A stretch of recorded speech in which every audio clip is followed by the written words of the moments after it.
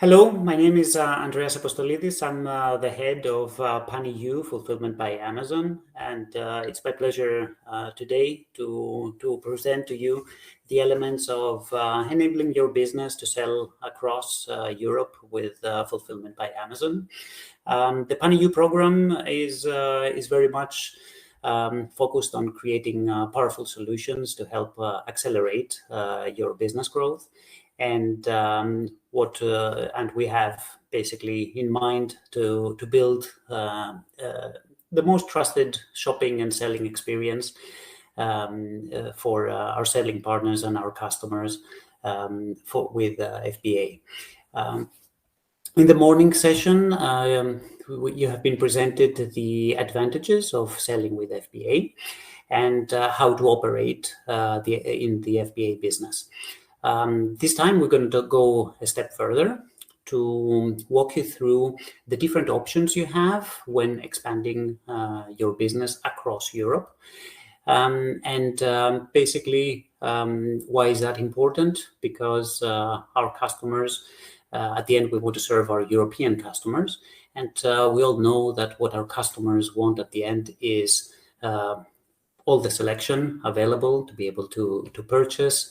They want faster deliveries, which requires local placement, and obviously they want the best possible prices. And this is what we want to achieve through this program to help you provide these for the customers. Now, we have chosen four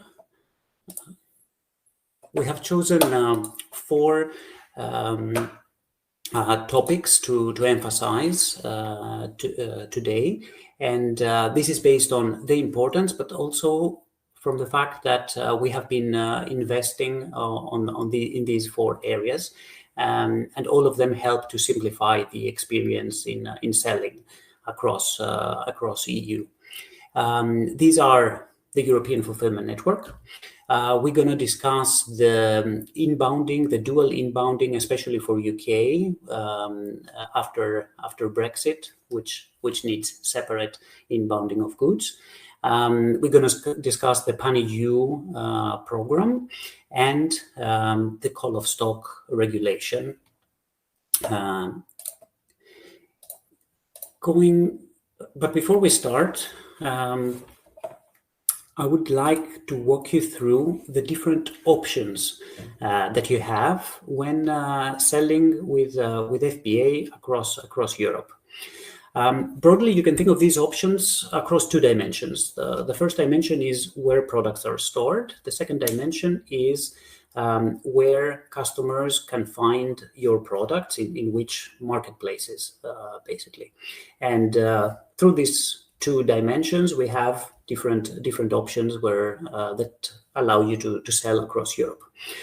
Starting with the most fundamental way of doing FBA, basically it's storing your products in one country, right, which we usually call the home country, and storage obviously requires a VAT registration in that country, and then shipping your products using Ship to Amazon, basically in Seller Central, in one of the fulfillment centers in that country. This is the process that we call inbounding. Then when it comes to listing the products, it only requires to list the products in one marketplace, in the home marketplace. So this would be, let's say, the case of a Spanish customer finding the products on Amazon.es, and the Spanish customer would have the best customer experience finding the product, quick delivery from the Spanish FC, and the best price because it's going to be local fulfillment fee. Then the second box, started going further to the right, would be a enabling exports. So what this would allow would be that a customer in a different country, let's say Portugal, would be able to go into Amazon.es, purchase the product, place the order, and get the product fulfilled in a zip code in Portugal. And that is just a simple configuration in Seller Central where you can enable exports. Still one inbound in the Spanish fulfillment center, and listing only in Amazon.es. Now, then the next step is the European fulfillment network, and this is the first time where basically your products are expanding into more marketplaces, because you just list them in more countries, not just the Amazon.es in this case. And you can do that either by going in Seller Central, pick up in the unified account different countries where you want to list your products, and either list the product one by one, or leverage products like Build Your International Listing, which can be found under the Inventory tab, and Sell Globally in Seller Central. And this is the first time that basically the first criteria, the product availability, is met for the customers. They can find basically your products in more than one Amazon websites. Now, moving to multi-country inventory, this is the time where you have more than one storage locations. And this is particularly interesting for UK, since UK after Brexit is not part of the Pan-EU setup, and it needs separate inbound. So here, instead of having one home country and managing one country, you would have two or more, and they're run totally independent. So different, obviously, VATs. You need two or more VAT registrations, and separate inbound, and all managed by you. And then we go to Pan-EU. The difference with Pan-EU is that, and it applies only for the European Union countries, is that you have more storage locations. However, you only need to do one inbound in one country, the one you consider home, and then Amazon does all the placement and distribution of the inventory. And this is basically ensuring that customers have all the selection because it's already listed, but also local placement, which ensures the fastest delivery speed, and it has the lowest fees because you don't need to pay the EFN fee. No cross-border shipment is needed. You only pay local fee, which then basically improves the margins and can be further translated into lower prices for the customers. So meeting basically the best customer experience criteria. And with Pan-EU requires for you to store in two or more locations. That's how the Pan-EU program gets activated. And as a minimum to list in the four countries, DE, FR, IT, and ES. But if deciding to list additionally to Netherlands, Sweden, and Poland, you still get the local fee benefits of Pan-EU. And then the last step is actually the listing further to the three countries, Netherlands, Sweden, Poland, but also doing the dual inbound to UK. And then basically you have optimized the reach to the European customers with the best possible placement for fastest delivery speed and the best fees in order to optimize your margin and further transfer these benefits to more competitive prices. So these are kind of the options for selling across Europe. Now let's go to the to the topics one by one that we selected today, and starting with the EFN, the European Fulfillment Network, right? So EFN is catering for selection parity, right? With EFN, you list your products in more marketplaces, more websites, and there is this fulfillment option, always cross-border, and with the additional fee. In general, it doesn't require VAT registration. Every country has its own threshold of sales under which you don't need to VAT register.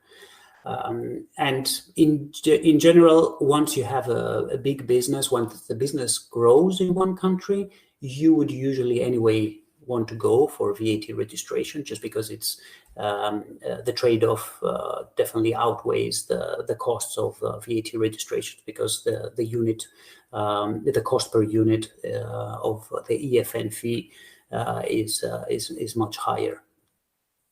So in general, that's one of the big benefits of EFN, that no VAT registration is needed. The other benefit is that you only need one storage location, right? One inbound, and then everything else is managed by Amazon doing the cross-border, and the importer of record is the customer. So all duties are paid by the customer, not the selling partner. EFN now became particularly interesting for UK because after Brexit, it was basically the network between UK and European Union was paused. But this year in March, it has been relaunched, which is great news. And I'm sure that many of you have already re-enabled the EFN option, getting your selection across the border either way. Going now to the requirements for EFN. And I will focus specifically on UK, since UK is let's say the latest news. I think with EFN within the European Union is pretty much standard for many years. So there are basically 4 requirements. Obviously, you need to have access on both in your seller central on both UK and the European Union country seller accounts. You will be subject to an EFN fee. Since the relaunch for UK, there is a discount, so there is a promotion. We know it's going to be valid at least until March 2023, and basically this has brought the EFN fee back, and actually a bit lower than the pre-Brexit fee. Still, of course, much higher than the local fulfillment fee, but that has always been the case. Then you need to have all the eligible offers, obviously, stored in the home marketplace, right? If it's a UK, if you're a UK seller, it's going to be a UK fulfillment center, and all eligible offers need to be there in order to be shipped to European Union-based customers, and the other way around. There is some constraints in terms of product eligibility for the UK EFN. The price needs not to exceed the 135 euros or 122 pounds. This is pretty much set at the level where the UK government has set the duties, so we are trying not to have products that come with customs duties for the sake of better customer experience, at least for the time being. One thing also to remember is that in order for you to set yourself up for the EFN between UK and EU, you will also need to have exports enabled, right? Remember the second box on the options, as at the end of the day, it's the same type of cross-border shipment, so exports need to be enabled so that Amazon can do the EFN for you. Another thing to keep in mind is ensure you have reviewed your offer prices. So when you set your selection, UK and EU, make sure that your prices have been optimized basically for the trade-off between, since there is the EFN fee, the right trade-off between your margin and having competitive prices to optimize your business. Now, going to the next item, which is dual inbounding, and that would be, I would say, again, specific for UK, right? Multi-country inbounding, it would be the next step in the options after EFN. But it's particularly important for UK because at this stage it's the only option to have a separate inbound, which is what we call UK dual inbound. So what is that? So it is on top of EFN, and basically by sending the inbound separately in a UKFC and in one of the fulfillment centers in continental Europe, you have local inventory in both sides of the border, ensuring local fulfillment. With that you get the faster delivery speeds basically, and the local fulfillment fees. So what you need is, if we compare dual inbound with EFN, right? In EFN you need to do inbound in only one country. In dual inbound obviously needs two, so it's called double effort. In dual inbound you get local fulfillment fees. In EFN you have the EFN surcharge. Importer of record in the case of dual inbounding is the selling partner, whereas on EFN it is the customer. The dual inbound requires VAT registration everywhere where there is storage, whereas in EFN, as we said, generally it's not required unless it's a big business. Dual inbounding has pretty much no product eligibility issue because you control what gets inbounded, and it's local fulfillment, whereas in EFN we have this product eligibility of the price set for the duties. What are the requirements to do dual inbounding? Basically, you are responsible to clear the customs border and to make all the customs declarations. So that means completing export customer declarations for goods leaving the UK, and all import customs declaration to clear goods into EU if you're a UK selling partner, and vice versa if you are a selling partner with home marketplace in the European Union. In case of dual inbound, the selling partner is considered both. You are considered both the exporter and the importer of those goods, and are responsible for the import VAT and all the duties applicable. But of course, you can decide to appoint a third party to make the declaration to EU customs on your behalf, and we have solutions that you can find. That are kind of to help you do that with third parties. Finally, you need to have the VAT registration basically in order to do the dual inbound in the UK or the country in the European Union. One thing that is important here when we are comparing dual inbound and EFN, our recommendation is that it's not either or. It's actually complementary, right? So it's good to do both. So EFN for the full selection, and dual inbound, focusing on the fast moving products, the products that make a difference to be locally placed. And EFN is also acting as a way to manage out of stock situations, right? We know that inbounding many times we can predict the demand.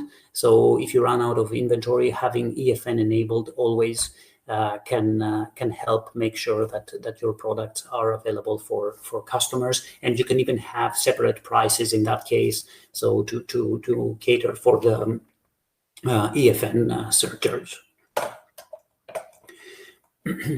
Moving to the third item of the day, that's the PanEU FBA, which is the product that I am managing. So obviously, strong bias for PanEU. What does PanEU offer, and why is it the best way basically to reach out to expand your sales in EU?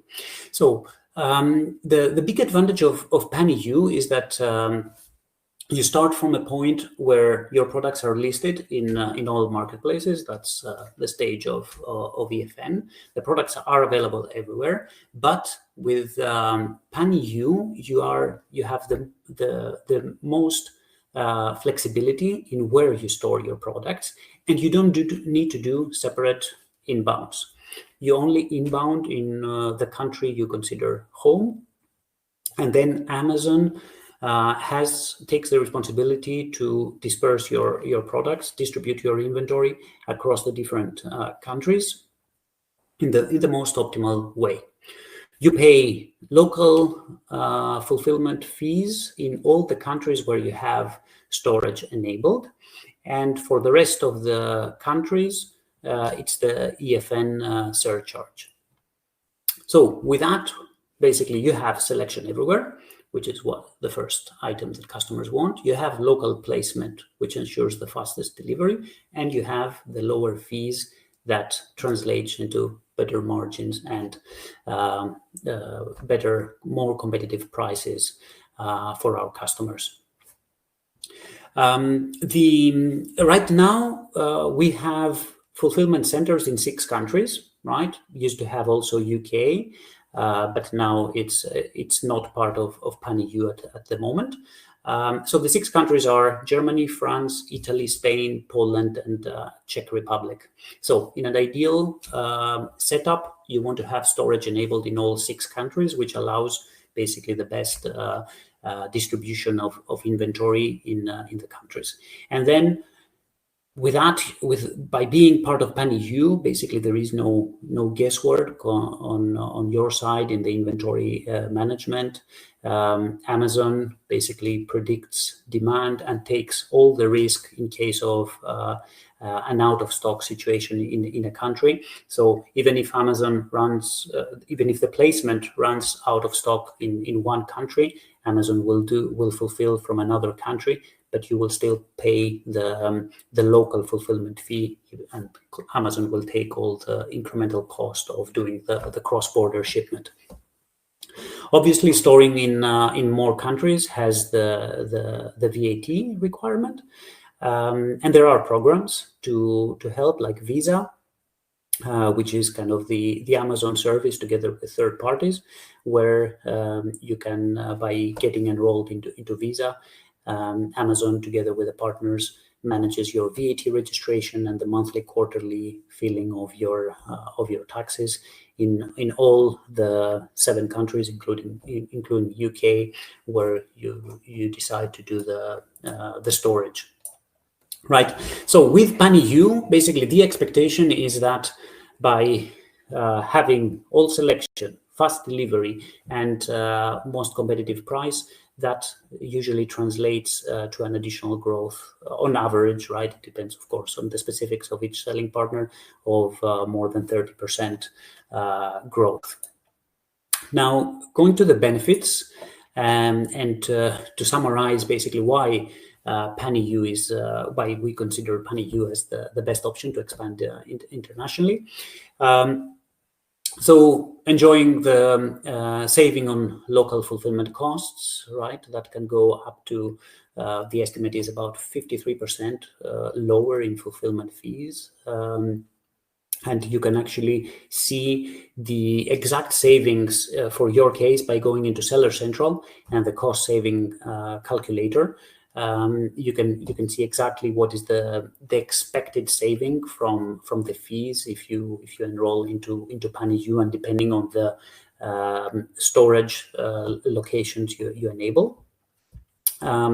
It allows you, it gives you maximum flexibility, because the only requirement is to have two, starting with 2 storage locations, right? And you can decide which locations to open up, and we will then optimize the inventory distribution among the locations that you decide.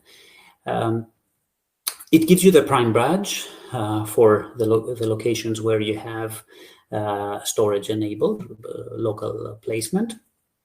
And we know that customers love the Prime badge.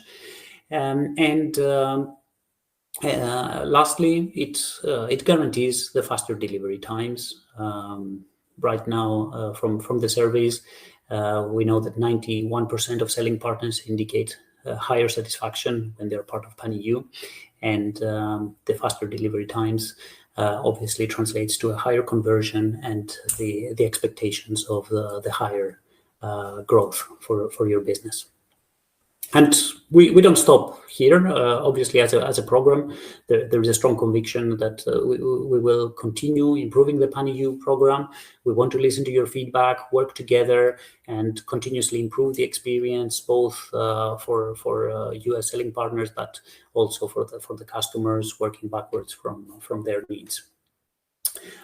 Before closing with Pan-EU, let's see an example of what would be a typical case, and what fulfillment cost you can save. So in this example, we have a seller from UK who has placement obviously in UK, but also enabled for Germany and Spain. It's a regular product, sortable, 1 kilogram weight. So in this case, UK is fulfilled as part of Pan-EU, is fulfilled backwards from, it can be fulfilled backwards from EU, from the inventory in Germany or Spain through EFN, but obviously has local fulfillment from the local UK FCs. But if that runs out of stock, the EFN from Germany or Spain will kick in. Germany and Spain have local storage, so they get the local fulfillment cost, and you can see the savings. Sorry, here I forgot to turn the slide. So you can see the savings for Germany and Spain. Now, Netherlands and Sweden, if you have listed your products also there, because Germany is the German fulfillment centers are considered as local, they also all orders from the Netherlands or the Swedish websites also come with local fulfillment costs. And then on the blue rectangle, France, Italy, and Poland, we see that there is a cross-border fulfillment, which comes with a much higher fulfillment fee, because it includes the EFN fee, and this is basically what is depicted in the cost-saving tool, where the trade-off is VAT registration versus the higher per unit cost. And with that, basically, I'll go to the final item, which talks specifically about the VAT registration, which is here the trade-off, and the new regulation we're taking advantage of, that is call of stock. And call of stock basically, this regulation allows companies like Amazon to move your inventory around the European Union countries. We can move it for up to 1 year and have the offer. And the minute there is a customer order, what happens is that we do a flash sale. We purchase the inventory from you and do the sale to the end customer. So Amazon does the invoicing to the customer. Now, this is great because it basically allows you to store locally, but without needing a VAT registration, right? So it's a massive VAT simplification and allows to move really fast without waiting for long registration times for the VAT.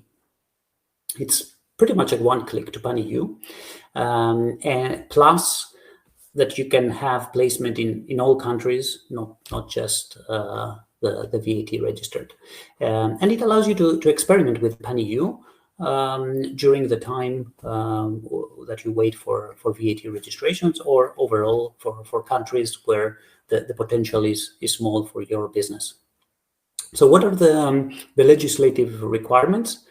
You need to know the intended acquirer. This is kind of the term used. In this case, it's Amazon.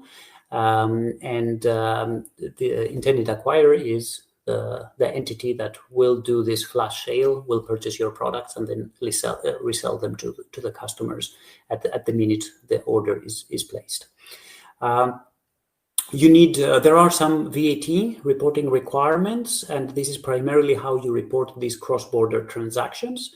So Amazon, again, takes care of this requirement because it provides you the report that you pass to your tax advisor or Visa in the case you're using the Amazon service, and with that, basically, you don't need to have. You're not liable for VAT. It's just the way that you report those transactions. Third requirement is that this option, this movement of inventory, can last up to 12 months, 1 year. And if not sold during this time, it needs to be returned back to the home country. There's always the basic, the one country where you have your home country, where you do have the VAT registration, needs to be returned back. And again, Amazon here is keeping a ledger of all the inventory movements, so knows exactly when to bring back any unsold inventory to the fulfillment centers of the home country. Fourth requirement is that you should have no place of establishment in a country where call of stock is enabled. So that's and then the last requirement is, of course, that you need to have one VAT registration, your home country registration, which acts like the home for call of stock, and then all the inventory goes from that home country VAT registered location to the call of stock enabled countries. So it's a major simplifier for to get into PanEU and to place inventory locally in more than one locations, and this will allow you to place inventory in all 6 countries, UK aside, where we have fulfillment centers. Right. Right now, we are in a beta version, and we have enabled call of stock placement for the selling partners who are VAT registered in Germany and want to do call of stock in France or Spain. And more countries are coming up. All the countries basically are coming up in the next year. And also, obviously, there's going to be all countries will be able to act as the home marketplace. So any VAT registration in any of the 6 countries will allow you to store through call of stock in the rest 5 countries. Let's see now an example. of what the fees will look like, and with this I will conclude this presentation. So let's take an example of a selling partner who has one placement country, Germany. Again, it's a sortable product, not very bulky, 1 kilogram weight, and before enabling into call of stock, basically you would get a local fulfillment cost and placement for orders on Amazon.de. And then you would get cross-border shipments from the German fulfillment centers into Spain, Italy, and France, assuming, of course, that the products are listed in those marketplaces on Amazon.es, Amazon.it, and Amazon.fr. And we can see the difference in the cost of fulfillment because it includes the EFN fee. Now, after enrolling into call of stock, and assuming that all 3 countries, France, Italy, and Spain, have been enrolled into call of stock with Germany as a home marketplace, what happens is there are two options, but it's more kind of an Amazon operational. So for you as selling partner, it's seamless because at the end it's the same fee, as you can see in the 2 tables. So the one option is that Amazon has moved the inventory from the German fulfillment center already in Spain, Italy, France. So there is local placement for your products, and in that case, the cost of fulfillment is local, and you get the advantage of speed because obviously the product is ready close to the customers. The second is that for whatever reason, either the Italian, Spanish, or French inventory got out of stock, right? And we still fulfill the product. The fees for you are exactly the same, but it's a cross-border, it's an EFN fulfillment, right? It probably would take a bit longer to reach the customer, but from a selling partner point of view, it's the same fee. And obviously, the placement and distribution of inventory continuously evolves and doing continuously advances to avoid out of stock situation. So once the business right now, call of stock does not have any additional fee, so it's for 2020. So for the next months, it will be free, and going forward, there is the possibility that there's going to be some small fee for call of stock shipments. When it comes to growing your business, so call of stock works very well to experiment and to do this one-click PanEU, test out the local placement and how your top line grows by having the optimal setup across Europe. And then the suggestion would be for the countries where you see your business growing to move on to VAT registration at the end, when in the locations where when your business grows a lot. It's good to be the seller of record and to have full product eligibility and potentially kind of balance it with a future call of stock fee. So with that, I concluded kind of my presentation for today and the 4 items. Want to thank you, and I will happily take questions on how to help expand your business in EU.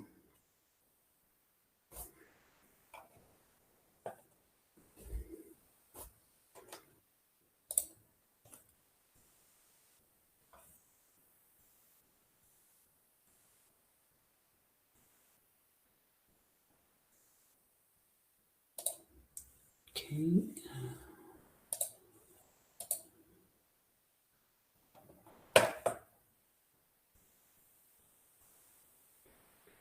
So far, I haven't seen any question.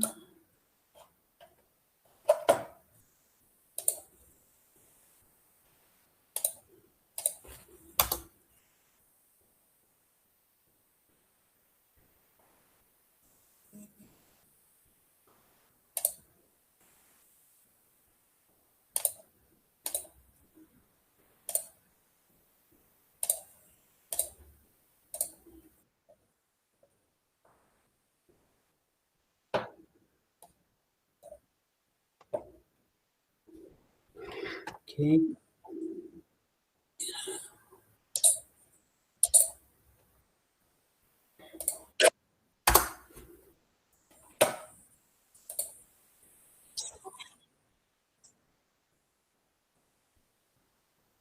So there is some turn of the sound.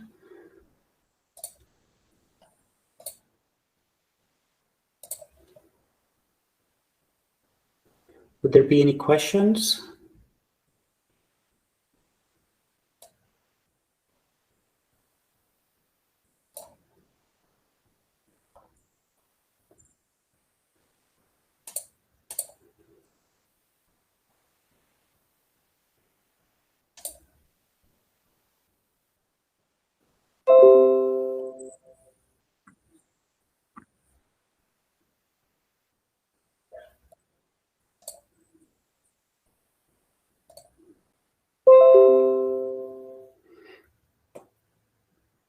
Still waiting.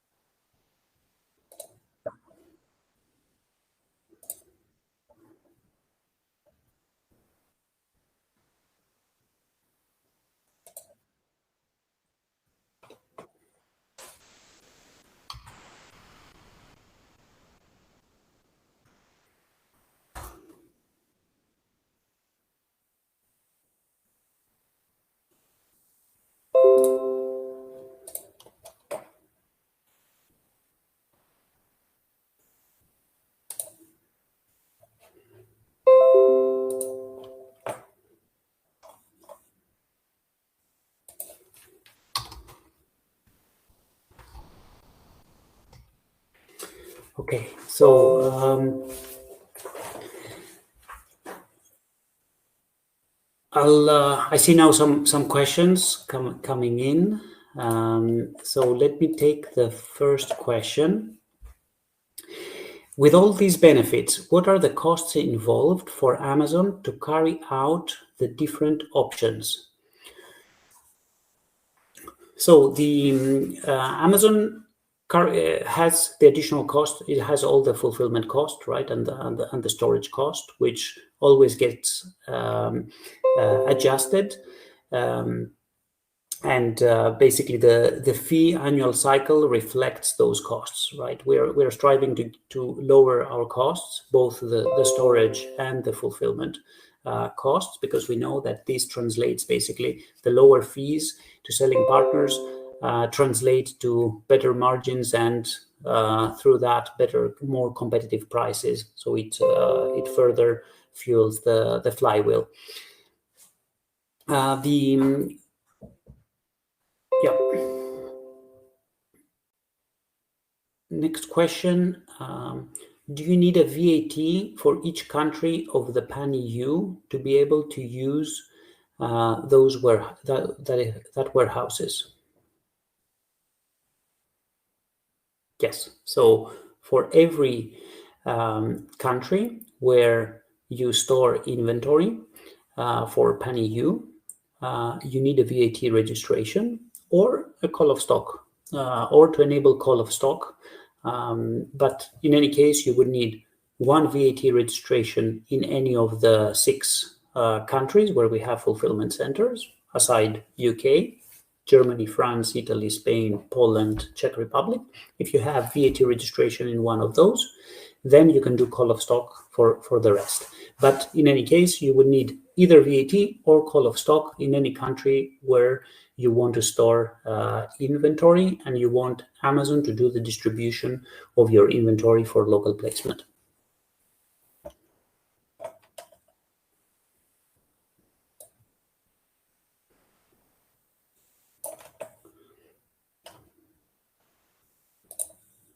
Waiting for another question. There is one more question. Where do you find the cost savings calculator? So it's within PanEU in Seller Central under the inventory and PanEU. You will manage your PanEU business. You will find the cost saving calculator.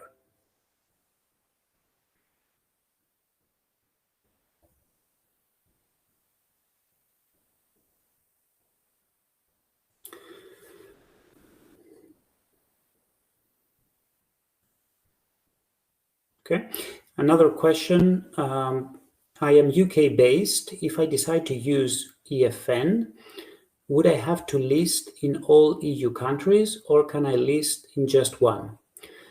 You can list in whichever countries you decide. Obviously, it's recommended to list in all, right, to the maximum number, because you will have the widest reach of customers. But yes, you can list your products in just one country, in just one European Union country-based website.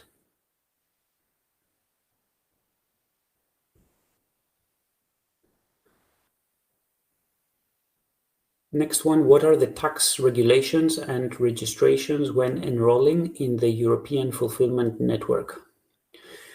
There aren't really there isn't really any registration needed.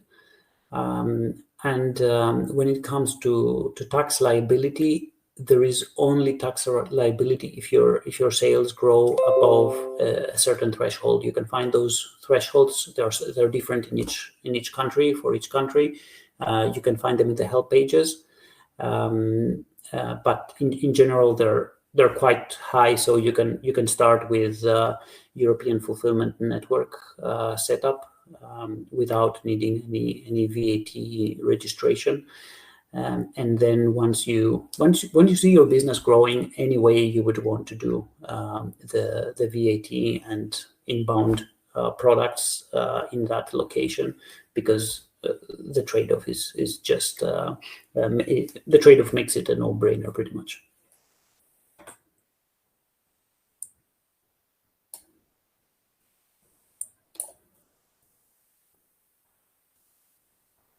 Okay, I'll take one more question if there is one, and then I think we can close. We're getting right on time.